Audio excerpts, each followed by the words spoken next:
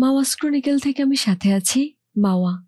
আমাদের আজকের গল্প আশাপূর্ণা দেবীর লেখা অবৈধ। আজকে গল্পটির দ্বিতীয় পর্ব। জগতে কত রকম অবিশ্বাস্য ঘটনাই ঘটে, না প্রকৃতির রাজ্যে নয়, মানুষেরই রাজ্যে। ভেবে দেখলে মানুষ জাতটাই অবিশ্বাস্য রকমের অবিশ্বাস্য। সে যে কি করতে পারে আর কি না করতে পারে। জীবজগতে সব প্রাণীরই নিজস্ব একটা রীতিনীতি আছে, নিজস্ব ধর্ম আছে, অবিচল একটা চরিত্র আছে। সাপ সাপেরই মতো, বাঘ বাঘের মতো, হরিণ ময়ূর, কুকুর বিড়াল প্রজাপতি টিকটিকি সকলেই নিজ নিজ চরিত্রের নির্ভুল ভূমিকা পালন করে চলেছে। ওদের চরিত্রহীন হবার ভয় নেই। একমাত্র মানুষ নামের প্রাণীটারই নিজস্ব কোনো ধর্ম নেই, নেই নিশ্চিত একটা চরিত্র। কাজেই তার সম্পর্কে কোনো নিশ্চিন্ততাও নেই। যে কোনো লোক যে কোনো সময় যা হোক একটা কিছু করে বসতে পারে, তার নিজস্ব বিধানে, যেটা অন্যায়, অবৈধ, উল্টোপাল্টা। নইলে বিজন বিহারীর মতো একজন ভদ্র শান্ত ভীরু প্রকৃতির লোক এরকম একখানা কাণ্ডের নায়ক হতে পারেন? কে ভাবতে পারবে বালিগঞ্জ প্লেসের ওই বিরাট তিনতলা অতি সুসজ্জিত বাড়ির সংসার এবং চারুপ্রভার মতো অতি উজ্জ্বল একখানি নারীর মালিক বিজন বিহারী দত্ত শশী বড়াল লেনের একখানা পচা পুরনো একতলা বাড়িতে গরিবালা নামের নেহাত বাজে চেহারার আর বেহাত সাধারণ বুদ্ধির একটি স্ত্রীলোককে নিয়ে দ্বিতীয় একটি সংসার পেতে রেখেছেন? আর কে ভাবতে পারবে এই সংসারটি তার পরম স্বাদের, পরম পরিতৃপ্তির, যেন এটাই আসল। অথচ কে না বলবে এটা অবৈধ? কিন্তু বিজন বিহারীর মুখের রেখায় অপরাধের গ্লানি নেই। অথচ অন্য আর সব কারবারি লোকেদের মতন দোকানে ইনকাম ট্যাক্সের লোকের সামনে ধরে দিতে দ্বিতীয় একখানা খাতা রাখার কথা ভাবতেই পারেন না বিজন বিহারী। খুব গর্জিত বলে মনে করেন ওই কাজটাকে। তবে মানুষ জাতটা একটা অবিশ্বাস্য রকমের উল্টাপাল্টা জীব কিনা। বাড়িটা সেই আদ্যিকালের প্যাটার্নের। ছোট্ট উঠোন, নিচু দাওয়া, দাওয়ার সামনে খান দুই শোবার ঘর, পেছনের দিকে রান্নাঘর, ভাড়ার ঘর, উঠোনের একধারে করগেট সেরে যাইবার ঘরটর। অর্থাৎ শশী বড়াল লেনের একেবারে প্রান্তসীমায় যেমন বাসাটি হওয়া উচিত ঠিক তেমন। দাওয়ায় উঠে সামনে পড়ে থাকা সরু বেঞ্চটাতেই বসে পড়েছিলেন বিজন বিহারী। গৌরীবালা তাড়াতাড়ি বলে উঠল, এখানে কেন, একেবারে ঘরেই চলো। ঘরে বড্ড গরম না? গরম তা কি? গৌরীবালা জোর দিয়ে বলে, বাতাস করতে আমার হাত ক্ষয়ে যাবে নাকি? বিজন বিহারী জানেন ওই ঘরে বসানো নিয়ে গৌরীর বিশেষ একটা আকুলতা আছে। বিজন বিহারী যদি কোনোদিন 10-15 মিনিটের জন্যও আসেন, গৌরীবালা ঘরে না বসিয়ে ছাড়ে না। যেন বিজন বিহারী একবার ওই ঘরে ওই অযত্নে পাতা বিছানায় না বসলে গৌরীর সব মিথ্যে। তবে চলো বলে বিজন বিহারী ঘরে ঢুকে এলেন। ছোট ঘর, তবু তার মধ্যেই ঘরজোড়া এক তক্তপোষ। এ দেখে বিজন বিহারীর বালিগঞ্জ প্রেসের সেই বৃহৎ ঘরের দু দেয়ালে ঘেঁষে পাতা দুখানা সিঙ্গেল খাটের ছবি মনে পড়ে না। মনে পড়ে যায় অতীত যুগের একখানি মাঠ সদৃশ খাট। বিজন বিহারী হেসে হেসে বলেন, নাতি নাতনি হলেও এই চৌকিতেই শুতে পারবে তুমি, কি বলো গৌরী? আমার ঠাকুমা যেমন শুতো। নাতি নাতনি? গৌরীও হেসে ওঠে, ও বাবা, ততদিন বাঁচবো? গৌরীর হাসিটা বেশ, চেহারা সাধারণ, কিন্তু অমার্জিত ভাবের ছাপ নেই, বেশ ঝরঝরে, কাটাছাটা হাসি হাসি। গৌরীর পরনে একটা ঢলঢলে সাদা সেমিজ আর একখানা বেগুনি চুড়িপার মিলের সাদা শাড়ি, হাতে গাছ কয়েক চুড়ি আর সরু একজোড়া রুলির সঙ্গে বেশ জবরদস্ত একজোড়া শাখা। বয়সের পক্ষে চেহারাটা একটু ছেলে মানুষ। সাজের মধ্যে গৌরীর কপালের সিঁদুর টিপটি, বেশ নিপুণ হাতে ঘুরিয়ে ঘুরিয়ে পুরো করে পড়া একখানা লুডুর ঘুটের সাইজের টিপ একেবারে কপালের মাঝখানে। মাঝে মাঝে শ্যামবর্ণ কপালে মানিয়েছে, মন্দ নয়। বিজন বিহারী এদিক ওদিক তাকিয়ে গৌরীর পিঠটা এক হাতে একটু জড়িয়ে চাপ দিয়ে বলেন, বাঁচবে না মানে বললেই হলো। অতঃপর বিজন বিহারী সে ঢাউস চৌকিটার উপর উঠে বসেন, পা মুড়ে গুছিয়ে। সারাদিনই তো চেয়ারে, সোফায়, কোচকাদারায় পা ঝুলিয়ে বসে থাকা, এই একটুক্ষণ সময় পা মুড়ে গুছিয়ে বসার আরাম। ঘরের দেয়াল বিবর্ণ মলিন, জানলা দরজা রংচটা, কিন্তু বিছানাটি সাদা ধবধবে। রঙিন চাদর টাদর নয়, স্রেফ সাদা, ঠিক শোবার মতোও নয়।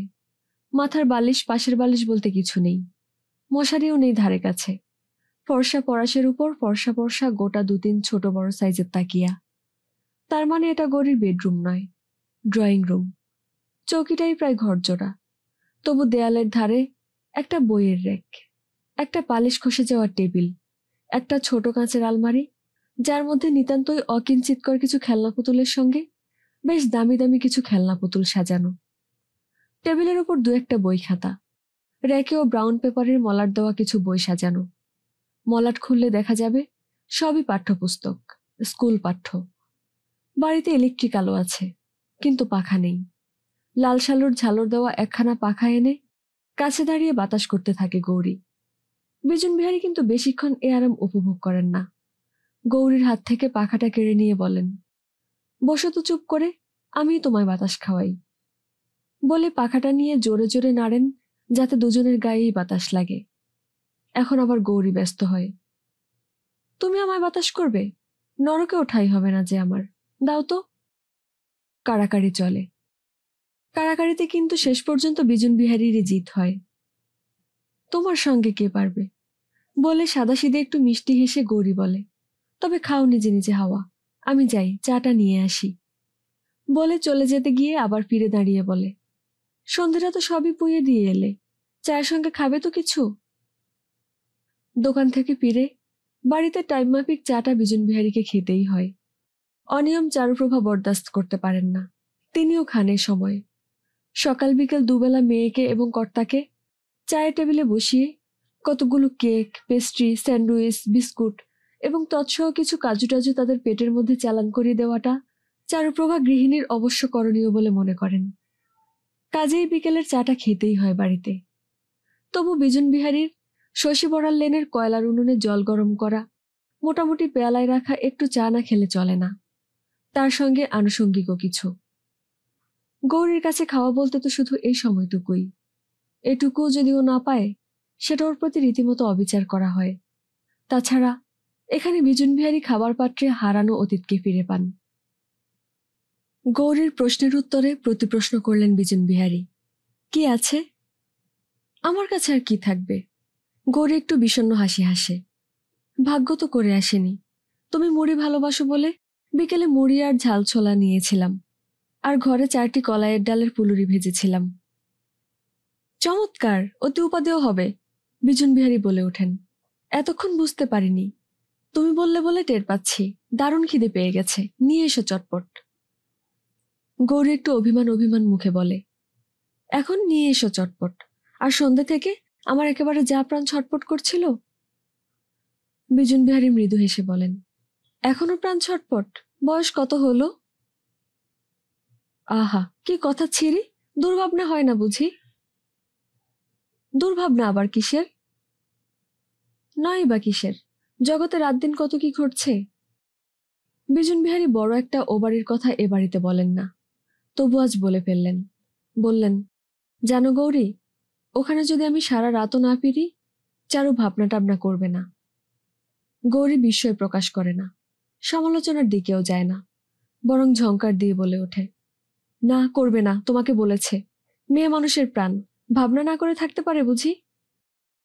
সব মেয়ে মানুষের মধ্যেই মেয়ে মানুষের প্রাণ থাকে না গৌরী। থাকে না বই কি, থাকতে বাধ্য। তবে কেউ কেউ হইচই করে, বলে মরে। কেউ শক্ত হয়ে বসে থাকে, প্রকাশ করে না। তা হবে। বলে পকেট থেকে লাইটার বার করে সিগারেট ধরান বিজন বিহারী।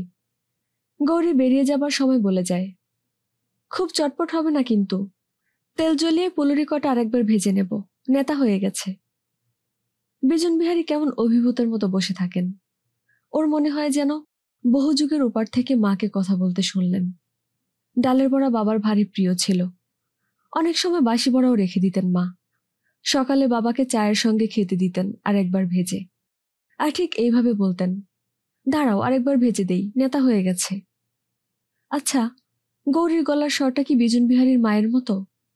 তা নইলে ওর কথা শুনলেই হঠাৎ হঠাৎ মনে হয় কেন কোথায় যেন শুনেছি। কেন মাকে মনে পড়ে যায় হঠাৎ?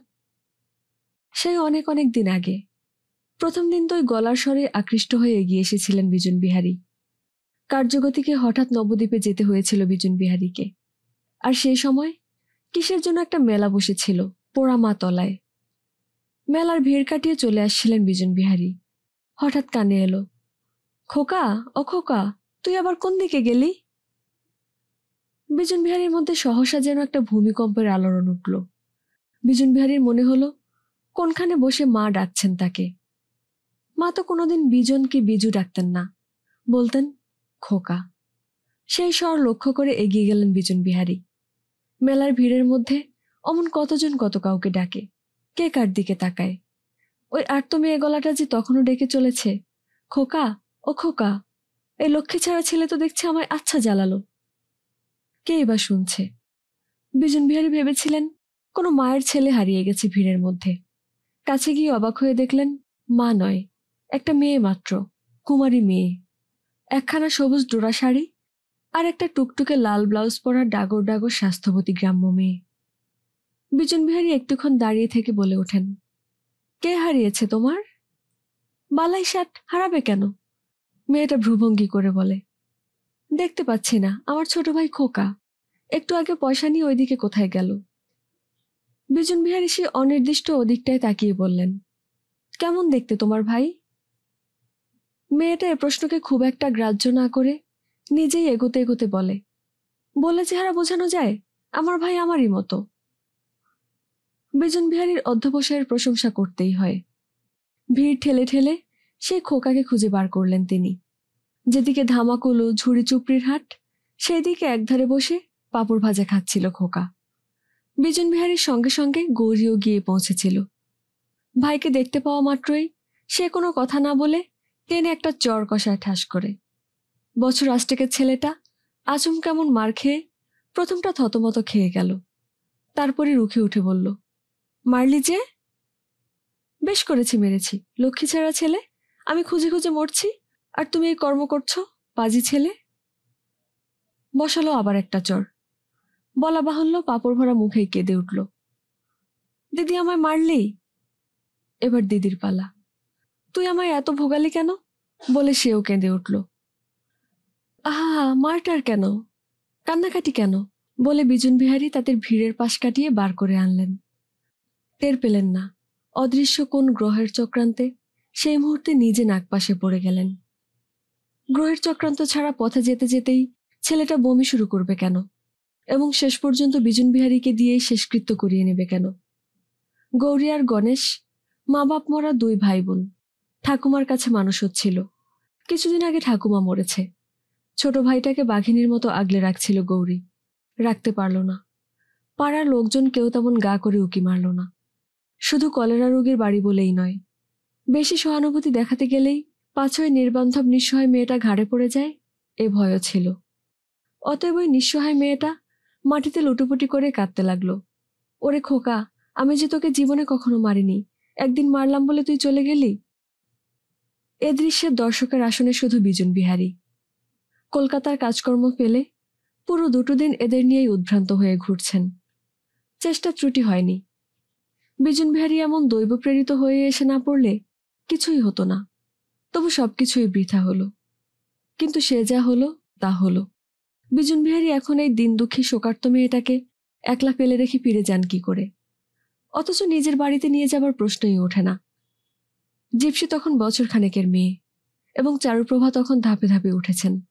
বাড়িতে নিয়ে এসে ওর ইতিহাস বলে চারুপ্রভার কাছে গুছিয়ে দেওয়া, ও বাবা, ভাবাই যায় না। তাছাড়া যদি তেমন অসমসাহসিক কাণ্ড করতে পারেনও বিজন বিহারী, চারুপ্রভা কি মনে রাখবে ও একটা ভদ্র গেরস্থ ঘরের মেয়ে? নির্ঘাতকে বাচ্চার ঝি বানিয়ে ছাড়বে। বিজন বিহারী অন্য চিন্তায় গেলেন। ভাবলেন কিছুদিন ওকে সাবধানে কোথাও রেখে দেখে শুনে একটা বিয়ে দিয়ে ফেলবেন। সাবধানে রাখতেই অত খুঁজে খুঁজে শশী বড়াল লেনের ওই বাসাটা ভাড়া করে ফেললেন এবং একটা ঝি রেখে দিলেন।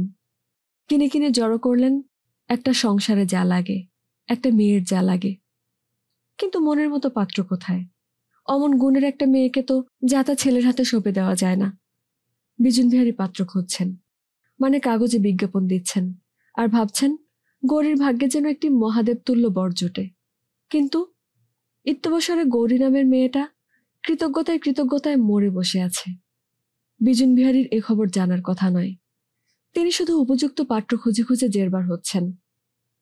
অনেকগুলো দিন, মাস, বছর কাটিয়ে ফেলে বিজন বিহারী যখন ওকে বাড়ি ছাড়া করবার আয়োজন প্রায় সম্পূর্ণ করে তুলেছেন, তখন হঠাৎ একদিন গৌরী আশ্রে পড়ে কেঁদে ঘোষণা করল শশী বড়াল লেনের এই স্বর্গধাম থেকে এক পাও কোথাও যাবে না। বিজন বিহারী যদি তবু ওকে তাড়াবার ফন্দি করেন, তাহলে গৌরী নিজেই বিজন বিহারীর পায়ের বেড়ি খুলে দিয়ে যাবে, বিষ খেয়ে অথবা গলায় দড়ি দিয়ে। কান্না টান্না সইতে পারেন না বিজন বিহারী, তাই বিচলিত হয়ে গিয়ে, তুমি আমার পায়ের বেড়ি গৌরী, তাই জন্যই আমি তোমায়, বলে তাকে টেনে নিয়ে আদর পাদর করে একাকার করে বসলেন। এরপর আর পাত্র খোঁজার কথা ওঠে না, বিজ্ঞাপন দেওয়া বন্ধ হয়ে গেল। গৌরী বেশ কিছুকাল যাবৎ না ঘরকা না ঘাটকা অবস্থায় তার সাধের স্বর্গধামে অবস্থান করল, কিন্তু খুব অধিক দিন চলল না সেটা। বিজন বিহারীর অনবরত আসা যাওয়া এবং সমস্ত সময় উপঢৌক নানা পাড়ার লোকের দৃষ্টিকে পীড়িত করল। লোকটা এ পাড়ায় পরিচিত নয়, আসল নামও কেউ জানে না, কিন্তু দেখলেই বোঝা যায় পয়সা কড়ি আছে। তবে একটা বয়স্থা কুমারী মেয়েকে এইভাবে পুষে রেখে দিয়ে আসা যাওয়ার অর্থটা কি বোঝে না কেউ। ভদ্রপাড়ায় এসব চালাতে দেওয়া চলবে না, পাড়াটা বেওয়ারিশ নয়। কাজেই পোড়ার দায়িত্বশীল ওয়ারিশগণ একদিন ওই আসা যাওয়ার পথে ওত পেতে বসে থেকে চেপে ধরলেন অজানা অচেনা এই দুশ্চরিত্র লোকটাকে। তাদের দাবি সামান্য, হয় ওই পাপের মূল সমেত এ পাড়া থেকে উচ্ছেদ হয়ে যান বিজন বিহারী, নচেত ওই মেয়েটাকে বিয়ে করে ভদ্রভাবে জীবনযাপন করুন। বিজন বিহারীকে বলতেই দিল না তিনি বিবাহিত এবং মেয়েটার ইতিহাস কি। সমূলে উচ্ছেদ হওয়া বড় শক্ত। কলকাতায় তখন আর ইচ্ছে করলেই ভাড়াটে বাড়ি জোটে না। তাছাড়া ওই বুড়ি ঝিটা, ও না থাকা মানেই তো চোখ অন্ধকার। অন্য পাড়ায় গেলে ওকে হারাতে হবে। তাহলে পরামর্শটা গৌরীই দিল। মাথায় খানিকটা সিঁদুর লেপে দিলে যদি ওই খেপে যাওয়া লোকগুলোকে শান্ত করা যায় তো তাই করা হোক। আটানায় একখানি সিঁদুর কিনে নিয়ে এসে দাও ঢেলে। বিজন বিহারী অবশ্যই এমন অদ্ভুত প্রস্তাবকে এক কথায় মেনে নেননি, কিন্তু ফোঁটা ফোঁটা জলে পাথর ক্ষয় হয়, সে জায়গায় মানুষ তো কোন ছাড়। ক্ষয় হয়ে যাওয়া পাথর অবশেষে একদিন সিঁদুর কিনে নিয়ে এলো দেগে দেবে বলে। কিন্তু হঠাৎ মন ঘুরে গেল বিজন বিহারীর, বলে বসলেন, তাই যদি করতে হয় তো একটা দেবস্থানে গিয়েই হোক, তোমার তো এই প্রথম সিঁদুর পরা। হলো তাই। কালীঘাটে নয়, কালীঘাটের নামেই যেন বিয়ে বিয়ে গন্ধ। দক্ষিণেশ্বরে নিয়ে গেলেন বিজন বিহারী মিথ্যে সিঁদুর দিতে মেয়েটাকে। বেশ বেড়ানোও হবে। তারপরের ঘটনা অতি সংক্ষিপ্ত, তারপরের ঘটনা অতি প্রাঞ্জল। সেই মিথ্যে সিঁদুর কখন কোন ফাঁকে সত্যি হয়ে উঠল দুজনের একজনও খেয়াল করেনি। একসময় দেখা গেল দুজনেই ওই মিথ্যেটাকে পরম সত্যি বলে গ্রহণ করে বসে আছে তদবধিই আছে। ঋতুচক্রের আবর্তনে গৌরী নামের সেই সবুজ ডোরা শাড়ি পরা মেয়েটা দিব্যি গিন্নি হয়ে গেছে। প্রথম দিকেও বিজন বিহারীকে আপনি করে কথা বলতো। বিজন বিহারী শোরগোল তুলে আপত্তি করলেন, আপনি বললেই কেমন পরপর লাগে। এখন যখন এতটা ঘনিষ্ঠতা এসে গেছে তবে আর কি। যাতে বর্বর লাগে তাই বলতে অভ্যস্ত হয়ে গেল গৌরী। অভ্যাসটা পাকা হলো একবার নবদ্বীপে গিয়ে দিন 4 থেকে। কাজের খাতিরে যেতে হয়েছিল বিজন বিহারীকে। গৌরী গেল জন্মভূমিকে আরেকবার দেখতে। চারুপ্রভাকে অবশ্য বলতে হয়েছিল আসানসোল যাচ্ছি। নবদ্বীপ শুনলে চারুপ্রভা নাক তুলে প্রশ্ন করবে, নবদ্বীপে আবার ভদ্রলোকের বারবার কোন কাজ থাকতে পারে। তারপর থেকে মাঝে মাঝেই বিজন বিহারীকে কাজের খাতিরে বাইরে যেতে হয়েছে, যেমন আসানসোল, রাঁচি, দুর্গাপুর, টাটা। এখনো হয় মাঝে মাঝে। তবে এখন আর চারুপ্রভা প্রশ্ন তোলেন না। পুরুষ মানুষ কাজের খাতিরে বাইরে যাবে, এটাই তো স্বাভাবিক, সভ্যতা। ঘর কোনো পুরুষ চারুপ্রভার দু চক্ষের বিষ। শশী বড়াল লেনের এই ছোট্ট বাসাটা গৌরীর কাছে স্বর্গধাম। তবু মাঝে মাঝে ওই রেলগাড়ি চড়ে বাইরে চলে গিয়ে 2-10 দিন কাটিয়ে আসা যেন বৈকুণ্ঠ লোকের স্বাদবাহী। কিন্তু গৌরী বুদ্ধিমতী, গৌরী আত্মস্থ। গৌরীকে যা মানায় গৌরী শুধু সেইটুকুই করে, যা মানায় না তা শত লোভনীয় হলেও গ্রহণ করে না। বিজন বিহারীর তো টাকার অভাব নেই। বিজন বিহারী দামি দামি শাড়ি গহনা দিতে এসেছেন গৌরীকে। গৌরী হেসে বলেছে, ও যাকে মানায় তাকেই দাওগে, আমার এই সংসারে যেমন মানায় তেমনি এনো। এই বাসায় থেকে যদি নিত্য নতুন দামি দামি শাড়ি গয়না পরি, লোকে ফের ভাববে বাবু মেয়ে মানুষ রেখেছে। তাছাড়া এখন তো আবার ছেলে মেয়েরা বড় হয়ে উঠেছে। হ্যাঁ, ছেলে মেয়ে গোটা 3 এসে গেছে। গৌরীর তো সেই খেলার সিঁদুরটাই জীবনের আসল সিঁদুর, তার কাছে ওটা পরম সত্য। কাজেই ছেলে মেয়ে এসে যাওয়াকে গৌরী গর্জিত বলে ভাবেনি। এবং চারুপ্রভার মতো একেই সন্তুষ্ট মন্ত্রে বিশ্বাসী নয় সে। ছেলেমেয়েরা বড় হয়ে ওঠা পর্যন্ত ডুরে শাড়ি, রঙিন শাড়ি ছেড়েছে গৌরী। বলে, মা সাজগোজ করছে, এটা বড় দৃষ্টিকটু। এমনিতেই তো বাপের সম্পর্কে ওদের বহুবিধ কৌতূহল, প্রশ্ন। বাবা কেন অন্য জায়গায় থাকে? স্কুলের আর সব ছেলে মেয়েদের বাবা তো একই বাড়িতে থাকে। বাবা যেন কুটুম। এইরকম সব প্রশ্নের উত্তর দিতে হয়েছে গৌরীকে। গৌরীর অবশ্য গল্প বানানোর ক্ষমতা অসীম। বিজন বিহারীর অগাধ কাজের ফিরিস্তি দিয়ে দিয়ে তাদের বুঝিয়ে রেখেছে গৌরী। তাছাড়া নবদ্বীপের ইতিহাসটিও শাখা পল্লবিত করে বলে বলে ওদের কাছে ওদের বাপকে দেবতা করে রেখেছে। বিজন বিহারীর ভেবে আশ্চর্য লাগে।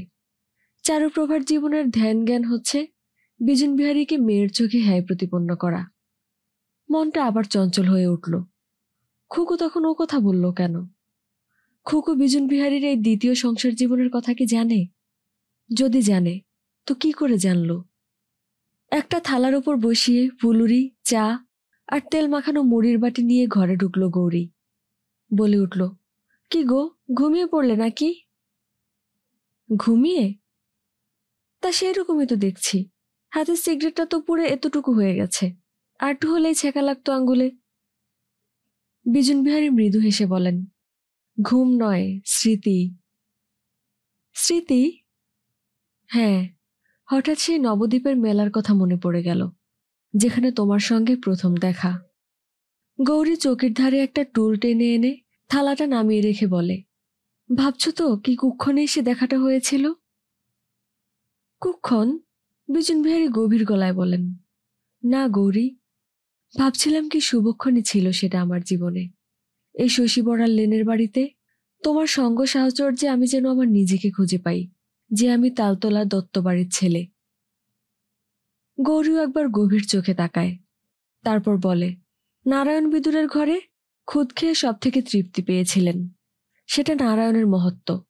এখন ভাবনা চিন্তা ছেড়ে খাও তো, চাটা ঠান্ডা হয়ে যাবে।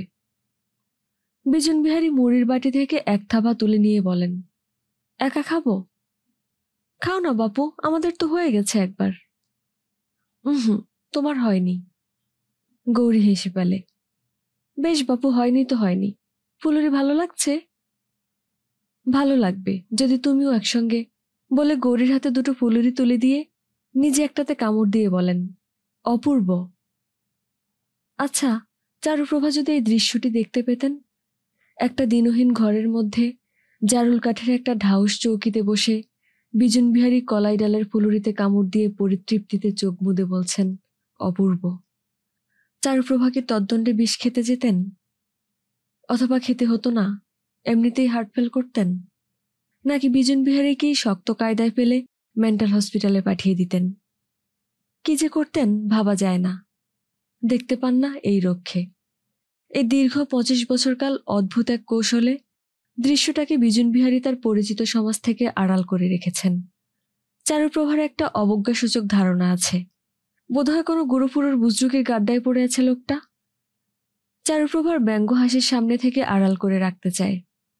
গৌরী হেসে বলে, তোমার যেন সেই রূপকথার সুরানির মতো পদ্মপাতা পেতে নুন পান্তা খাবার স্বাদ। বাড়িতে তোমার কত ভালো খাবার গড়াগড়ি মারামারি, আর তুমি এখানেই তুচ্ছ বস্তু খাচ্ছ। গৌরী, বললে তুমি বিশ্বাস করবে না, আমার কাছে বাড়ি বলতে এটাই। এখানে এসে বসলেই যেন আমি নিজেকে খুঁজে পাই। মনে বিশ্বাস আসে আমি সেই তালতলার দত্তবাড়ির ছেলে। আমার মার ঘরের দেয়ালে মায়ের হাতের বোনা ঠিক এমনি একটা কার্পেটের ছবি টাঙানো থাকতো, জানো? ওই যে গাঙের ডালে দুটো পাখি, তলায় লেখা, দুটি পাখি দুটি প্রাণ, সুখে রেখো ভগবান। আচ্ছা, তুমি তো সেটা দেখোনি, ঠিক তেমনি বোনা বললে কি করে? আশ্চর্য। গৌরী হেসে বলে, ও মা, এ তো ছকে বাঁধা প্যাটার্ন, দোকানে কিনতে পাওয়া যায়। ঘরগুনে কাজ তো ঠিক একরকমই হয়। আসলে ওটা আমার মায়ের আমলের, বাক্সের তলার দিকে রেখে দিয়েছিল মা, হয়তো পরে বুনবে বলে, আর সময় পাইনি। আমার দেখে মন কেমন করছিল, তাই বসে বসে বানিয়েছিলাম। তোমার সঙ্গে আমার ভাগ্যের একটা আশ্চর্য মিল আছে গৌরী। তোমারও ছেলেবেলায় মা গেছে, আমারও। গৌরী আস্তে বিজন বিহারীর হাঁটুর উপর একটা হাত রাখে। ওই হাতের ছোঁয়াটুকুর মধ্য দিয়েই যেন প্রবাহিত হয়ে আসে ভালোবাসা, সহানুভূতি ও শ্রদ্ধা। গৌরী মনে প্রাণে জানে বিজুন বিহারী তার স্বামী, তবু গৌরী নিজেকে অনেক নিচে নামিয়ে রাখে, যেন বিজুন বিহারী এক দূর আকাশের তারা, আপন মহত্বে মাটিতে নেমে এসেছেন তৃণখণ্ডটুকুকে দয়া করতে। গৌরী এত কিছু লেখাপড়া জানে না যে এমন সূক্ষ্ম বিশ্লেষণে নিজেকে বুঝবে অথবা বিজুন বিহারীকে ঠিক অনুভব করবে, তবু সহজাত অনুভূতিতে যেন অনেকটা বুঝতে পারে। বিবাহিত জীবনে যে সুখী নয় লোকটা, এত টাকা রোজগার করে, ধনবান নাম অর্জন করেও যে ভিতরে ভিতরে কাঙাল, এটা বুঝতে পারে গৌরী। এদের দেখছি না যে? খাওয়ার শেষে হাত ধুয়ে বিজুন বিহারী এদিক ওদিক তাকিয়ে গৌরীর আঁচলটায় এক প্রান্তে ভিজে হাত মুছতে মুছতে বলেন, এদের দেখতে পাচ্ছি না যে? এই একটা ছেলে মানুষই আছে বিজুন বিহারীর, ওই শাড়ির আঁচলে হাত মোছা। ছেলেবেলার স্মৃতিতে দৃশ্যটা যেন জলজলে হয়ে আছে। বাবা ভাবত বিজুটা বাচ্চা, ও কিছু বুঝতে পারে না, তাই কাজে বেরোবার সময় খাওয়ার পরের ভিজে হাতটা মায়ের শাড়িতে মুছে নিত। মা চাপা গলায় বলতো, এই যা, বাইরের কাপড়ে ছুঁয়ে দিলে তুমি আমায়, মায়ের রান্নাঘরে কাজ রয়েছে না এখনো? বাবা হেসে বলতো, তবে গঙ্গা জল মাথায় ছিটেও গে, মেথরে ছুঁয়েছে যখন। এইসব বাক্য বিনিময়ের মধ্যে মা বাবার মধ্যে যে দৃষ্টি বিনিময় হতো, সেটা যে অন্য আর সকলের সঙ্গে পৃথক, তা ওইটুকু ছেলেও বুঝে ফেলত। তাই অন্যমনস্কের ভান দেখিয়ে আজে বাজে খেলা খেলতে খেলতে আড়ে আড়ে তাকিয়ে দেখত পাকা ছেলেটা। দাম্পত্য সুখের এইসব ছবি বিজুন বিহারীর ধারণার জগতে ছিল। চারুপ্রভা তাকে সেই ছবির রাজ্য থেকে টানতে টানতে বহু বহু দূরে নিয়ে চলে গেছেন, যেন কর্তিত বৃক্ষকাণ্ডের মতো। বিজুন বিহারীর প্রায়ই এই তুলনাটা মনে আসে। বৃহৎ একটা গাছ, মাটির নিচে ছিল গভীর শিকড়, তাকে সমূলে উৎপাটিত করে দড়ি বেঁধে টানতে টানতে নিয়ে যাচ্ছে কাঠচেরাইয়ের আড়তে। ইচ্ছে মতো সাইজে কেটে ছেটে রেদা ঘষে প্লেন করবে, তাকে পালিশ করবে। তার মানে ওরা ভাবছে এই রাবগড়িটাকে সুন্দর চেহারা দেবে।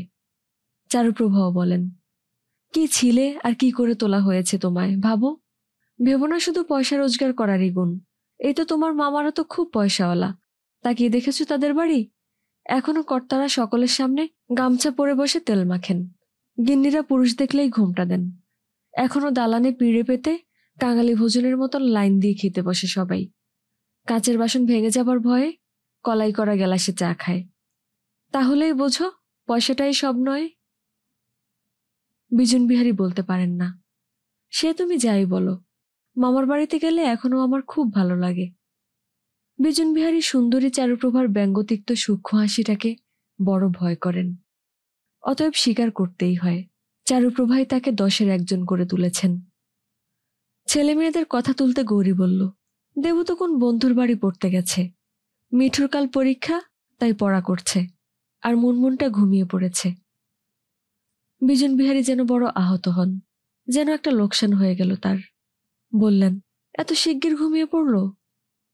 দুপুরে একটু শোয় না, দস্যিবৃত্তি করে বেড়ায়, আমিও তুমি আসছো না দেখে ঘর বার করছি, কোন ফাঁকে মাদুরে শুয়ে ঘুমিয়ে পড়েছে।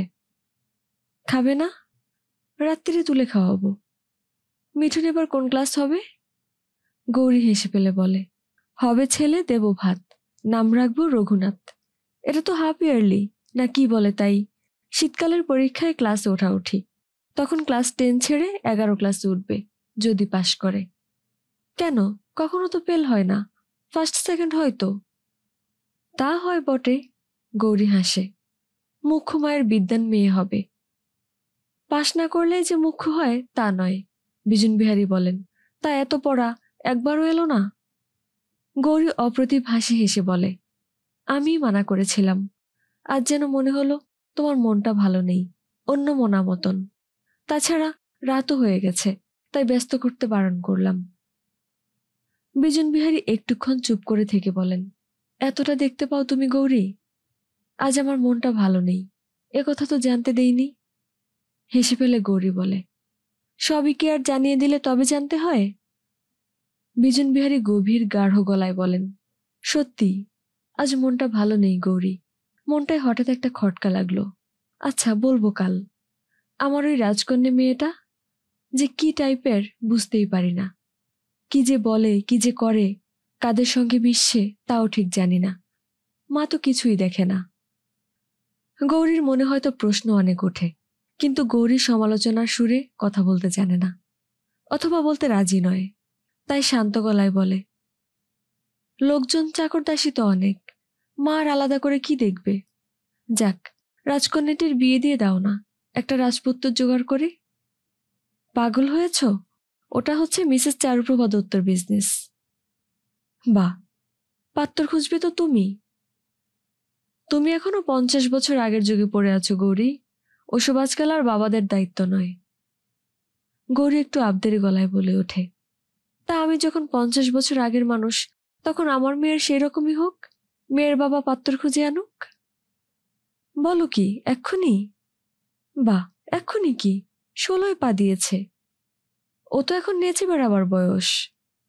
না না, সেসব আমার ভালো লাগে না বাপু। 16 কি কম বয়স নাকি? বেশি পাকা হয়ে গেলে কি এক গাছের ডাল আরেক গাছের জোড়া লাগে? বিজন বিহারী একটু বিষণ্ণ হাসি হেসে বলেন, যে ডাল জোড়া লাগবার জাতের নয়, তাকে কাঁচায় জুড়ে দিলেও কিছু লাভ হয় না গৌরী। তা যাক, তোমার যখন এক্ষুনি শাশুড়ি হবার শখ, তখন পাত্র দেখতে হয়। আহা, আমার যেন শাশুড়ি হবার বয়স হয়নি, গৌরী বলে। দেবু যদি মেয়ে হতো, এতদিনে হতাম না শাশুড়ি? 45 বছর পার করতে চললাম। আচ্ছা, খুব বুড়ি হয়ে গেছো, মেয়েটাকে ডাকো, একটু দেখে যাই। গৌরী ডাক দেয়, মিঠু, এদিকে আয়। মিঠু নামের 16 পা দেওয়া মেয়েটা লজ্জিত মুখে এসে দাঁড়ায়। মেয়েটার মুখটাই লজ্জা লজ্জা। বিজন বিহারী সস্নেহে তার মাথায় একটা হাত রেখে বলেন, পড়ো ভালো করে, তোমার মায়ের খুব পড়ার স্বাদ ছিল, হয়ে ওঠেনি। কিছু চাইটাই বলো, তাহলে কাল নিয়ে আসবো। মিঠু মাথা নেড়ে বলে, না চাই না কিছু, সবই তো আছে। বিজন বিহারী হেসে ওঠেন, ঠিক মায়ের মতো প্রকৃতি হয়েছে, চাই না কিছু, সবই তো আছে। আমার কিন্তু কাল একটা জিনিস আনতে ইচ্ছে আছে। ওমা, কি আবার? এখন বলবো না, কাল আনলে দেখতে পাবে। বিজন বিহারী দাওয়া থেকে নেমে উঠোনে পা দেন। আনমনা গলায় বলেন, এই তো এতক্ষণ দিব্যি আরামে কাটলো। এবার যে বালিগঞ্জ প্লেসের সেই গেটওয়ালা বাড়ির গেটটা পার হব, মনে হবে যেন দিল্লি বম্বের একটা দামি হোটেলে এসে ঢুকলাম। বাহ, সাজানো গোছানো তো ভালোই। গৌরী বলে ওঠে কথাটা। ভালো যদি তো নিজে ভালোবাসো না কেন? সংসারে যা কিছু করতে যাই, বলো কেন অত বাবুয়ানায় কাজ নেই, অত আড়ম্বরে দরকার নেই? গৌরী হেসে ফেলে বলে, ঘুটে কুড়ুনি রানীরা তাই বলে। মাথায় খালি রূপকথা ঘুরছে, বলে বাড়ি থেকে বেরিয়ে পড়েন বিজন বিহারী। দেবু বাড়ি থাকলে দেবুই ট্যাক্সি ডেকে দেয়। আজ নিজেকেই ডাকতে হবে, আজ একটু রাত হয়ে গেছে, ট্যাক্সি পাওয়া শক্ত। তাছাড়া শশী বড়াল লেনের মোড়ে ট্যাক্সি পাওয়া যায় না, একটু হেঁটে বড় রাস্তায় বেরিয়ে আসতে হয়। তা সেটাও মন্দ নয়। ট্যাক্সিওয়ালাটাকে যদি কেউ জিজ্ঞেস করে বসে, কোনখান থেকে এই সোয়ারিকে আনলে তুমি, কিন্তু কে প্রশ্ন করবে? চারুপ্রভার তো ফিরতে আরো রাত হয়। চারুপ্রভার মহিলা সমিতির সংলগ্ন আরও একটি ক্লাব আছে, ব্রিজ ক্লাব। সেটি হচ্ছে স্ত্রী পুরুষ মিলিত ক্লাব। অনেক চেষ্টায় খেলাটা মোটামুটি শিখে এই ক্লাবের মেম্বার হয়েছেন চারুপ্রভা। জেদের মাথায় খেলতে খেলতে ঘড়ির দিকে দৃষ্টি প্রায় কারোরই থাকে না। আজ অবশ্য আলাদা ব্যাপার, মিসেস খাস্তগিরের মেয়ের বিয়ে। পরলোকগত খাস্তগির সাহেব এত টাকা করি রেখে গেছেন যে ব্রিজের আড্ডায় রোজ হেরেও মেয়ের বিয়ের ঘটাপটায় ঘাটতি হবার প্রশ্ন ওঠে না। আলোয় মোড়া বাড়িতে সুদৃশ্য ডেকোরেটিং করা মণ্ডপে উঁচু মঞ্চে বরকনেকে বসানো হয়েছে, এবং একটি নাট্যদৃশ্যের দর্শকের মতো চারিদিকে দামি গদি মোড়া মোড়া চেয়ারে বসে আছেন নিমন্ত্রিতের দল। কিছুক্ষণ আগে সকলের হাতে হাতে গোলাপের বুকে দেওয়া হয়েছে, এখন গায়ে সেন্টের স্প্রে দেওয়া হচ্ছে, এরপর খাওয়া। পর্দার আড়ালে কোনো এক কক্ষে টেবিলে থরে থরে সাজানো আছে সুখাদ্যর রাশি আর গোছা গোছা শূন্য প্লেট। তুমি ঢুকে যাও, যা ভালো লাগে তুলে নিয়ে খাও, মিটে গেল। আবাহনও নেই, বিসর্জনও নেই। চারুপ্রভার মনে হচ্ছিল, এর থেকে সুন্দর সুশৃঙ্খল ব্যবস্থা আর কি হতে পারে। জিপসির বিয়েতে তিনি এরকমই করবেন, বরং খরচ আরো বেশিই করবেন। কিন্তু জিপসি ভাবলে প্রাণে সুখ আসে না। বেচারি চারুপ্রভা। লোকে বাইরে থেকে দেখে ভাবে সুখের সাগরে ভাসছেন তিনি, কিন্তু চারুপ্রভা নিজে তো জানেন ভিতরটায় তার কি দাবদাহ। স্বামী কন্যা এ দুটোর একটাও তার নিজের নয়, তার মনের মতো নয়। জিপসিটাও যে এমন হবে কে জানত। লোকে অবশ্য ভাবে বিজন বিহারীর মতো বংশবৎ স্বামী পাওয়া বহু ভাগ্যের ফল। এমনকি আত্মীয় নামের শত্রুমহল থেকে স্ত্রৈণ অপবাদও উঠে বিজন বিহারীর। কিন্তু সেসব যে কত ফাঁকা চারুপ্রভার মতো কে জানে। তবু চারুপ্রভা ওই লোকসমাজের জগতের সেরা সুখীর ভূমিকায় ঝলসে বেড়ান। বিজন বিহারী যখন বাড়ির গেটে ঢুকে চারুপ্রভার গ্যারেজটা ফাঁকা দেখে একটা বুক হালকা করা নিঃশ্বাস ফেলে বাড়ি ঢুকলেন। তখন ঠিক সেই মুহূর্তে উজ্জ্বলা হাসিতে বিদ্যুৎ ছড়িয়ে বলছে, ভাগ্যিস মিস্টার দত্ত ভল্টের চাবি রেখে যেতে ভুলে গেছিলেন, নইলে কি করে টের পেতাম আমরা। চারুদি, বিনা অলঙ্কারও আপনি কত সুন্দরী। পুরুষরা তো আপনাকে দেখতে দেখতে মুগ্ধ। ওখানে বলা বলি হচ্ছিল কতকগুলো গহনা টহনা পরাই যে সাজা নয়, সেটা ওকে দেখে শিখতে পারে মেয়েরা। চারুপ্রভা অমায়িক গলায় বলেন, পুরুষদের দায় পড়েছে এই বৃদ্ধা মহিলার সম্পর্কে আলোচনা করবার। বৃদ্ধা মহিলা? উজ্জ্বলা হেসে গড়িয়ে পড়ে। কথাটা রাষ্ট্র করে দেব নাকি? আর তাই যদি বললেন চারুদি, সদ্য তরুণীদের থেকে অনেক বেশি লোভনীয় হচ্ছে পূর্ণ পরিণত যৌবন, যার থেকে প্রমাণিত হয় ইনি অগাধ ঐশ্বর্যের মালিক, যথেষ্ট পরিমাণে খরচ করেও এখনো বিত্তশালী।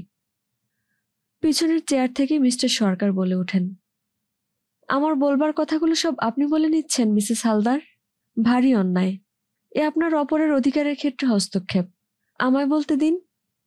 চারুপ্রভা চোখ ভুরু পাকিয়ে কৃত্রিম কোপে বলেন, মিস্টার সরকার, আমার বয়স আপনি জানেন?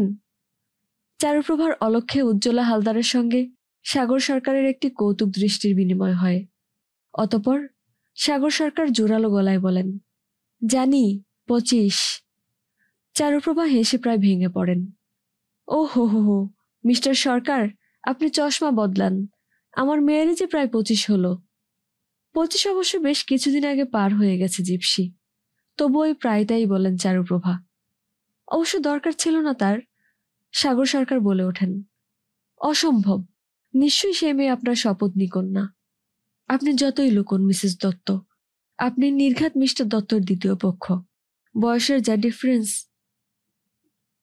আপনি দেখেছেন ওকে? কাজে পড়ে ইন্ডিয়ান গ্রিলে ঢুকে রীতিমতো একজন প্রৌঢ় ভদ্রলোক। চারুপ্রভা যেন হেরে যাচ্ছেন, অথচ দুর্বল হাতে লড়ছেন, এমনি ভঙ্গিতে বলেন, হ্যাঁ, বয়সে আমার সঙ্গে ওর অনেকটা ডিফারেন্স। তবে বিশ্বাস করুন সরকার সাহেব, আমি দ্বিতীয় পক্ষ নই। মেয়েও আমার, মানে সত্যিকার নিজের মেয়ে। বারে বারে এই সুকৌশল দৃষ্টি বিনিময় ঘটে সাগর সরকারের সঙ্গে উজ্জ্বলা হালদারের। চারুপ্রভার উঁচু চূড়ো খোপার আড়ালে আবদ্ধ থাকে সে রহস্য। চারুপ্রভা চালিয়ে যান, মেয়েদের রূপটুপ থাকাও বিপদ সরকার সাহেব। বাল্যবিবাহের বলি হয়ে বসতে হয়। যখন জ্ঞান বুদ্ধির বালাই মাত্র হয়নি, তখন স্রেফ বলির পশুর মতো বিয়ের পিঁড়িতে উৎসর্গ করে দেওয়া হয়েছিল আমায়। চারুপ্রভার সাজ আর চারুপ্রভার বয়স কমানো নিয়ে সবাই হাসাহাসি করে, কিন্তু টের পেতে দেয় না। চারুপ্রভার হাত দরাজ, মেজাজ দরাজ, তার তো একটা মূল্য আছে সমাজে। গল্প করতে করতে একসময় বলে ওঠেন, ও কি কাণ্ড, সবাই যে চলে গেল, আমায় বাড়ি ফিরতে হবে না?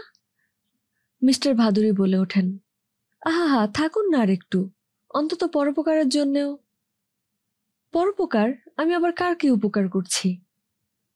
আপনার উপস্থিতিই উপকারী মিসেস দত্ত। সমস্ত পরিবেশটা তাজা থাকে, সরস থাকে। চারুপ্রভা বিগলিত বিনয়ের হাস্যে বলেন, আপনারা বড্ড বাড়ান মিস্টার ভাদুরী। ভুল বলছেন। যতটা বলা উচিত ততটা বলেই উঠতে পারি না, ভাষার দৈন্য। সাগর সরকার চলে যাচ্ছিলেন।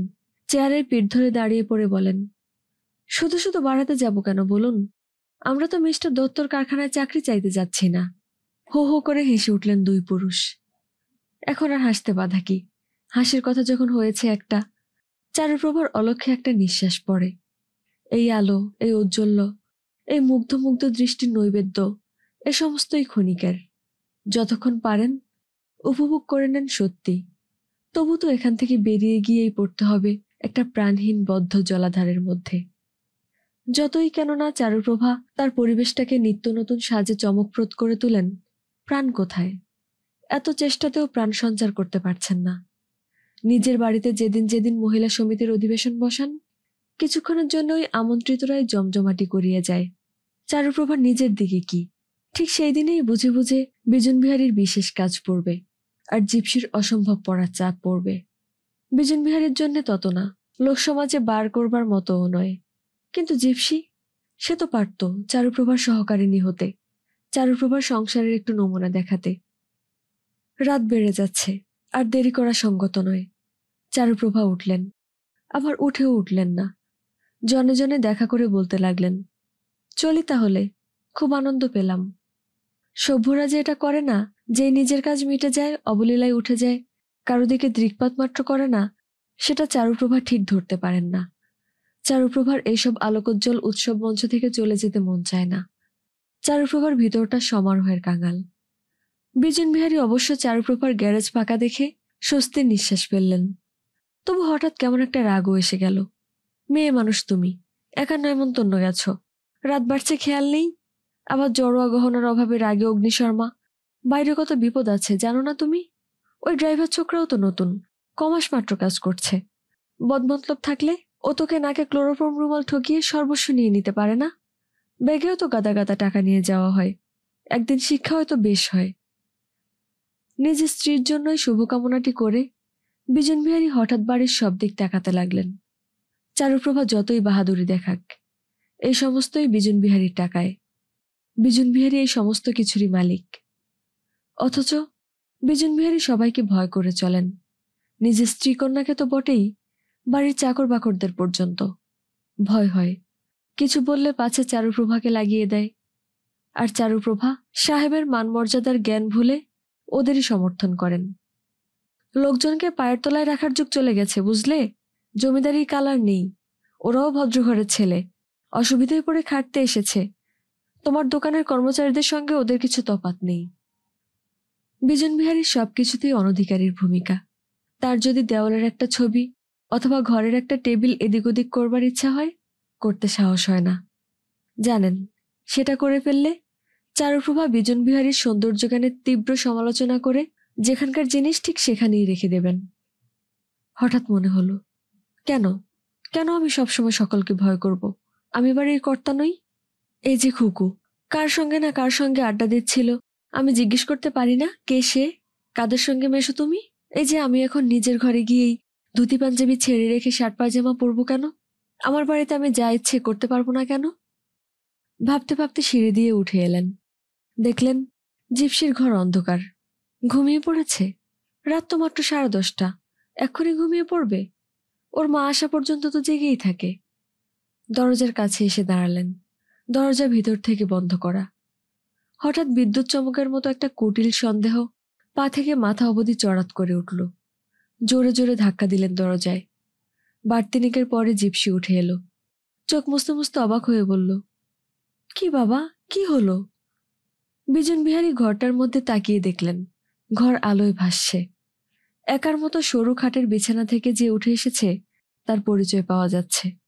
ভারী অপ্রতিভ হয়ে গেলেন বিজন বিহারী। এতক্ষণের কর্তা মনোভাব অন্তর্হিত হয়ে গেল। তার মনের মধ্যে যে কুটিল সন্দেহ উঁকি মেরেছিল, সেটা জিপসির জানবার কথা নয়। তবু বিজন বিহারীর মনে হলো যেন জেনে ফেলেছে খুকু। সেই অপ্রতিভ ভাবনা সামলাতে তাড়াতাড়ি বলে উঠলেন, এক্ষুনি শুয়ে পড়েছিস? এরকম তো ঘুমোস না। শরীর খারাপ টারাপ হয়নি তো? হঠাৎ ভয় হলো তাই।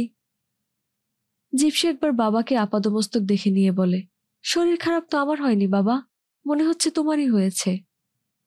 আমার কেন হবে, আমার কেন হবে? বলে চলে আসেন বিজন বিহারী। তবে খুকু তো ছেড়ে দেবার পাত্রী নয়, তাই বলে ওঠে, অসুখ আমার হবে অথচ তোমার কেন হবে? এর উত্তর হয় না বাবা। আমি বলছি তোমার এক্ষুনি শুয়ে পড়া উচিত। না না, আমি বেশ আছি। তোর খাওয়া টাওয়া হয়েছে? কখন? শ্রীমতী মাতৃদেবী যে আদেশ দিয়ে গিয়েছিলেন, তার বিয়ে বাড়ির নেমন্তন্ন, আমি যেন খেয়ে নেই। কিন্তু তোমার তো, দেখ, আমারও আজ তেমন খিদে নেই। ওই তো বলেছি তোমার শরীর খারাপ, বলেই ভীতগলার ভান করে বলে ওঠে, ও বাবা, সর্বনাশ হয়েছে। বোধহয় মা ফিরলেন, গাড়ির শব্দ পেলাম। আর তুমি এখনো ধুতি পরে? যাও যাও, শিগগির বদলে ফেলোগে। বিজন বিহারী মিয়নো চড়া গলায় বলেন, যদি না বদলাই, যদি বলি আমার যা খুশি আমি তাই পরব? জিপসি মুখে একটা চুকচুক শব্দ করে বলে, ওহ মাই পুয়ার চাইল্ড, এতদিনে তোমার এই জ্ঞানোদয় হলো? বড় লেট বাপি, বড় লেইতে, আর হবে না। হয় কিনা দেখ, বিজন বিহারী জোর দেখিয়ে বলেন। এবার থেকে দেখিস। আচ্ছা, দেখব। বিজন বিহারী একটু দাঁড়ান, বলেন, আমি তোর মাকে ভয় করি? ভয় করি অপমানের। রাগলে তো জ্ঞান থাকে না তোর মার। লোকজনের সামনে যা মুখে আসে তাই বলে। জিপসি একটু চকিত হয়। বাবা মায়ের ভয়ে কাটা, এই জানে সে। সেই ভয়ের স্বরূপটা কি তা ভেবে দেখেনি কোনোদিন। জিপসি কিছু বলার আগে বিজন বিহারী আবার কথা বলেন। বিকেলবেলায় কে এসেছিল রে? বিকেলবেলা? কই, কেউ তো আসেনি। বিজন বিহারী বিরক্ত হয়ে বলেন, আসেনি বললেই শুনবো? আমি নিজের কানে শুনে গেলাম তুই কার সঙ্গে যেন কথা বলছিস। ও মা, তুমি যখন বেরোলে তখন? সে তো তিলকদার সঙ্গে। সে তো রোজই আসে। তিলকদা? তিলকদাটি কে? বাবা, তুমি কি গো, তিলকদাকে চেনো না? তিলক গাঙ্গুলি পাড়ার সব থেকে ফেমাস ছেলে। তিলক গাঙ্গুলি? জীবনে নাম শোনেননি বিজন বিহারী, অথচ পাড়ার সব থেকে ফেমাস ছেলে। রোজ আসে, তার মানে লাভার। লক্ষ্মী ছাড়া মেয়ে তার সঙ্গে আড্ডা দেয়, আর মা বাপের কথা নিয়ে হাসাহাসি করে। হঠাৎ যেন মাথায় রক্ত চড়ে যায় বিজন বিহারীর। চেঁচিয়ে উঠে বলেন, তারই বা রোজ আসার কি দরকার? বেছে বেছে সেই সময় যখন তোমার মা বাড়ি থাকে না, আমি বেরিয়ে যাই। বাবার এই চিৎকারের মুখেও জিপসি আশ্চর্য রকম ঠান্ডা গলায়, প্রায় যেন অবাক গলায় বলে, তা তখন এলেই তো ভালো বাবা। নেহাত একা পড়ে থাকতে হয় আমার। ও না এলে তো ঢিপসির সঙ্গেই গল্প করে কাটাতে হতো। অথচ তোমাদেরও না বেরুলেই নয়, কত শত দারুণ দরকারি কাজ তোমাদের। মাথায় চড়ে ওঠা রক্তটা কি সারা শরীরে শিরায় শিরায় ছড়িয়ে পড়ছে মাথার আগুনটাকে বয়ে নিয়ে? তা নইলে হঠাৎ এত গরম হচ্ছে কেন? প্রত্যেকটি লোমকূপ থেকে ফুটন্ত রক্তস্রোত ঘাম হয়ে বেরিয়ে আসতে চাইছে কেন? গলার স্বরটাও কি তাই সক্ষেত্রে দাঁড়িয়ে না থেকে শিথিল হয়ে ঝুলে পড়ল? সেই ঝুলে পড়া স্বরটা বলল, তা তুমি বা ঘরে বসে থাকো কেন? কলেজের মেয়েটির বাড়ি বেড়াতে যেতে পারো না? জিপসি স্কুলিত স্বরটা চিনতে ভুল করল। জিপসি ভাবল, ভীরু স্বভাব বিজন বিহারী ভয় পেয়ে। জিপসি তাই খুব অমায়িক গলায় বলল, এ কথাটা তোমায় মা শিখিয়ে দিয়েছেন বুঝি বাপি? এখন একটা অভাবিত কাণ্ড ঘটল। বিজন বিহারী হলের ধারে রাখা একটা ভারী পিতলের বুদ্ধমূর্তি বসানো টেবিলের কোণ চেপে ধরে হুমড়ি খাওয়া মতো অবস্থায় ছেলে মানুষের মতো হাউ হাউ করে কেঁদে উঠলেন। তোমরা সবাই মিলে আমায় অপমান করবে? সবাই মিলে? আমি আর থাকবো না তোমাদের বাড়ি। সাতের এক শশী বড়াল লেনে চলে যাব আমি। তারা আমায় তারা আমায় টেবিল এবং ভারী মূর্তিটা সমেত গড়িয়ে পড়ে গেল বিজন বিহারীর হাল ছাড়া পাল ছাড়া ভারী শরীরটা। ভয়ঙ্কর একটা শব্দ যেন বাড়ির প্রতিটি দেয়ালে ধাক্কা মেরে মেরে আস্তে আস্তে মিলিয়ে গেল। কতক্ষণ সময় জিপসি ওই গুজরে পড়ে যাওয়া শরীরটার দিকে অবাক হয়ে তাকিয়ে নিথর হয়ে দাঁড়িয়েছিল। অনেকক্ষণ, হয়তো তাই। না হলে ওর যখন চমক ভাঙল তখন সারা ঘর লোকে ভর্তি কেন? ওই শব্দটাই সবাইকে ডেকে এনেছে। ৮ ডজন চাকর থাকার উপকারিতা এখন বোঝা যাচ্ছে। ওরাই তো সবাই মিলে ধরাধরি করে ভালো জায়গায় সরিয়ে এনে শুইয়ে দিল বিজন বিহারীর দেহটাকে। এখন জিপসিকেই হাল ধরতে হবে।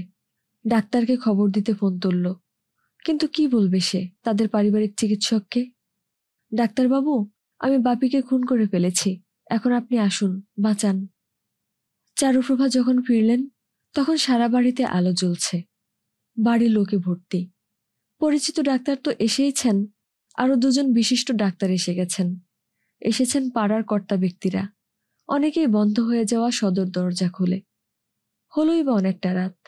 যে ব্যক্তি মারা যেতে বসেছে তার টাকা কড়ি আছে না প্রচুর, যেটা সব বন্ধ দরজা খোলার চাবি।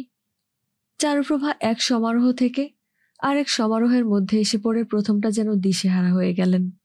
তা সমারোহ বই কি? মৃত্যু যখন ভাগ্যমন্তের দরজায় এসে দাঁড়ায় তার অভ্যর্থনার আয়োজন সমারোহময়ই হয়। বাড়িতে শুধু একা একটা তরুণী মেয়ে মাত্র ছিল, তাই বলে কি আয়োজনের ত্রুটি হয়েছে কিছু? বাড়ি আলোয় ঝলমলে, দরজায় গাড়ির সারি, লোকজন ছোটাছুটি করছে। জিপসিকে অবশ্য এসবের জন্য বেশি কিছু করতে হয়নি। জিপসির বাবা টাকাই এসব করে তুলেছে মুহূর্তে। প্রথমটা দিশেহারা হয়ে গেলেও সামলে নিলেন চারুপ্রভা। ওর মনে পড়ল, মৃত্যুর প্রবল প্রবেশের ধাক্কায় যখন সকল দরজা হাট হয়ে খুলে পড়ে তখন সেই হাট হয়ে যাওয়া দরজার মধ্য দিয়ে ঢুকে পড়ে হাটের হট্টগোল। হাটের লোকের সাহস বেড়ে যায়। হঠাৎ তারা যেন একটা অনধিকারের ক্ষেত্রে প্রবেশের ছাড়পত্র পেয়ে যায়। তাই চারুপ্রভার হলের মেঝেয় পাতা পুরো কার্পেটের উপর এসে দাঁড়িয়েছে বাসন মাজা ঝিয়ের বাসার লোক, পাড়ার চায়ের দোকানের চাকর, পানের দোকানের মালিক। প্রথমে এসেই চারুপ্রভার সব থেকে জরুরি মনে হয়েছিল পড়ে যাওয়ার ভঙ্গিটা কি ছিল তার তদন্ত করা। তাই জেরা করতে শুরু করেছিল সকলকে।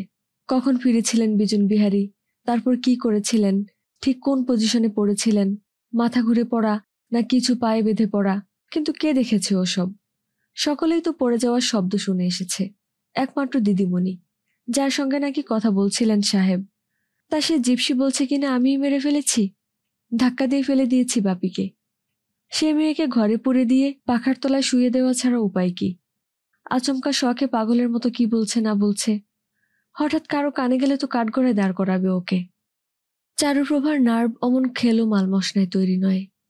আচমকা শখ খেয়ে এলোমেলো হয়ে যান না চারুপ্রভা।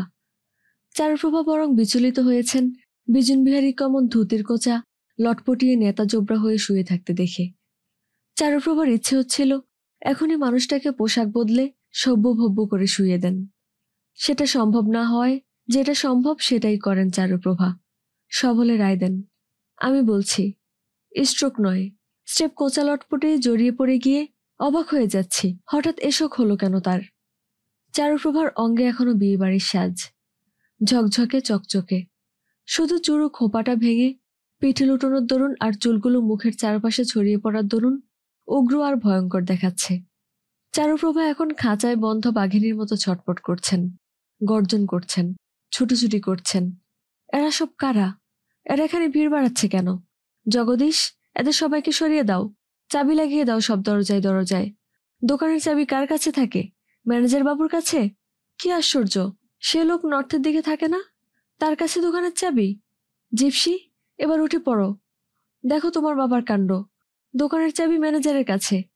এক্ষুনি যে করে হোক খবর পাঠাও, তাকে চাবিটা এখানে পৌঁছে দিয়ে যেতে বলো। দোকান এখন খোলা হবে না, লিস্ট মিলিয়ে সব দেখে তবে খোলা হবে। তোমার বাবার লকারের চাবি বা কোথায়? দেখতে পাচ্ছি না তো। শিগগির দেখো গোলেমালে কেউ সরিয়ে ফেললো কিনা। উফ, কত দিক যে এখন দেখতে হবে আমায়। কোথায় কি কাগজপত্র, কোথায় ভল্টের চাবি, কোন দিকটা যে দেখব। জিপসি উঠে বসে। এত কথার উত্তরে শুধু বলে, সবকিছু দেখার আগে তোমার এই বিয়েবাড়ির সাজটা বদলে ফেলো মা।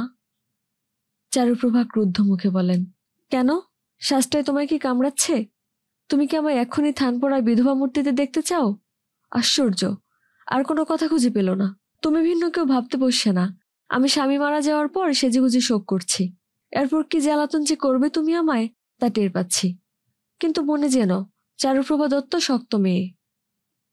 শক্ত মেয়ের অহংকার নিয়ে চারুপ্রভা চারিদিকে আটঘাট বাঁধতে বসেছিলেন। ভেবেছিলেন ওই আলগা বুদ্ধি লোকটা কোথায় কি করে রেখেছে তীক্ষ্ণ চোখে সেসব বুঝে নিয়ে সবকিছু নিজের মুঠোর মধ্যে পুরে ফেলতে হবে। দোকানের কর্মচারীদের দিকে কড়া নজর রাখতে হবে। বোকাশোকা সরল সাদা বিজন বিহারী সবাইকেই বিশ্বাস করতেন। কে জানে তারা কত আখের গুছিয়ে নিয়েছে। চারুপ্রভা অত চোখ বুজে বিশ্বাস করতে রাজি নন। চারুপ্রভা জানেন জগতের কাউকে বিশ্বাস নেই। চারুপ্রভা এখন সবকিছুতে বজ্র আঁটুনি কষবেন। চিরকাল চারুপ্রভা ওই বজ্র আঁটুনিতেই বিশ্বাসী, ওতেই সব থেকে নিশ্চিন্ত। কিন্তু এখন এখন কি চারুপ্রভা শুধু অবাক হয়ে তাকিয়ে দেখবেন তার সারা জীবনের সমস্ত বজ্র আঁটুনির তলায় তলায় গেরোটা কি ফসকাই ছিল?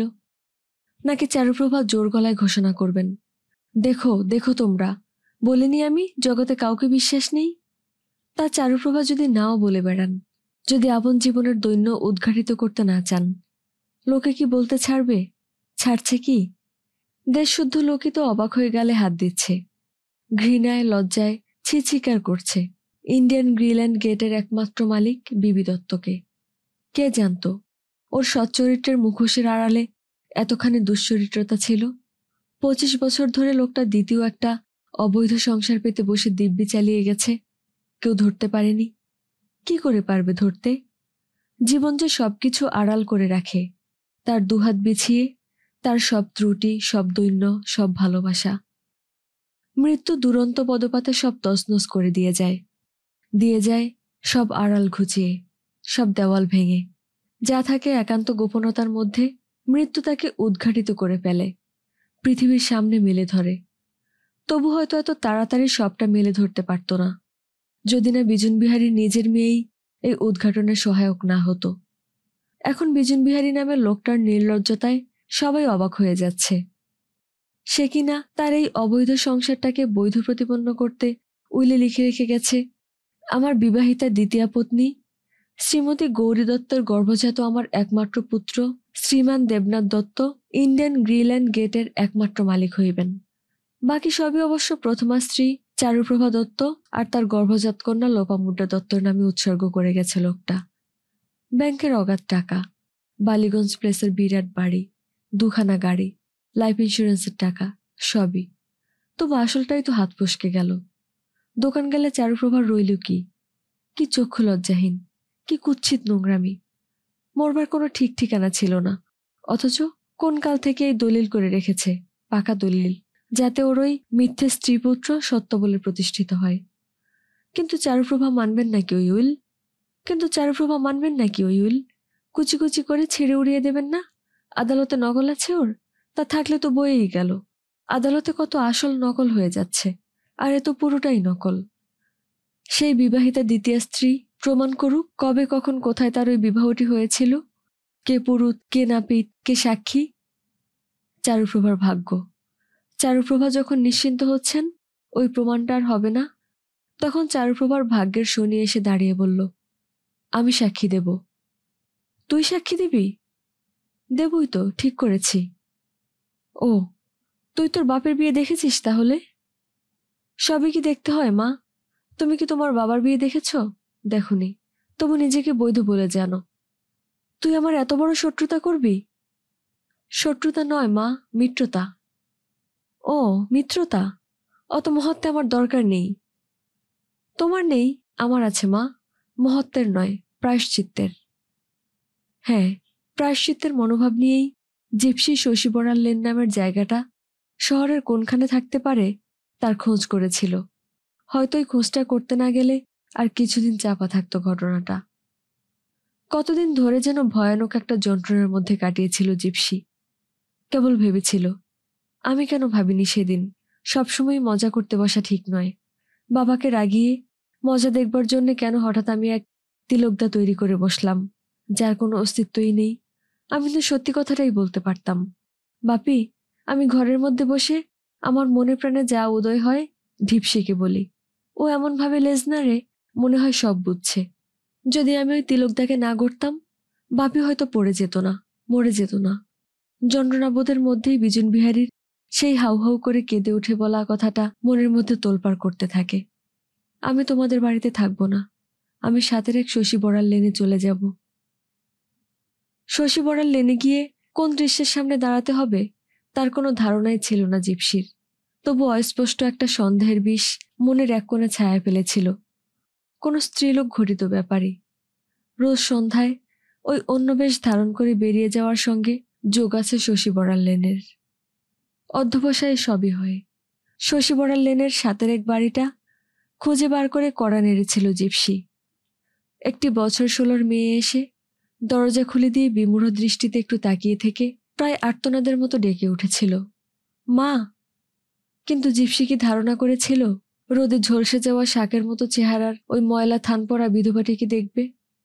আচ্ছা, ইনি যে থান টান পরে বসে আছেন, এদের খবর দিয়েছিল কে? কার দায় পড়েছিল শশী বড়াল লেন খুঁজে বার করে খবর দিয়ে যেতে? ওগো, সে বিজন বিহারী দত্ত হঠাৎ হার্ট ফেল করেছেন, যাকে তুমি স্বামী বলে মনে করতে। না, কারো দায় পড়েনি। শুধু পরদিন সকালে স্থানীয় সংবাদে আকাশবাণী কলকাতা জানিয়ে দিয়েছিল, সুবিখ্যাত ইন্ডিয়ান গ্রিল্যান্ড গেটের মালিক বিজন বিহারী দত্ত গতকাল রাত্রি 12টার সময়। 3জন ছেলে মেয়ে এসে দাঁড়িয়েছিল। ওরা কেউ কথা কইছিল না, শুধু নিঃশব্দে চোখের জল ফেলছিল। আর জিপসি অবাক হয়ে তাকিয়ে তাকিয়ে দেখছিল। এই বাড়ির মেঝেতে পা ফেলে ফেলে হেঁটেছে বাবা, এদের ঘরের ওই চৌকিতে বসেছে, হয়তো ওদের হাতে চা খেয়েছে। আর এই দেয়াল ভাঙা বালি খসা দিনহীন বাড়িটাতেই বাবা চলে আসবার ইচ্ছে প্রকাশ করেছিল, ঠিক মারা যাবার আগে।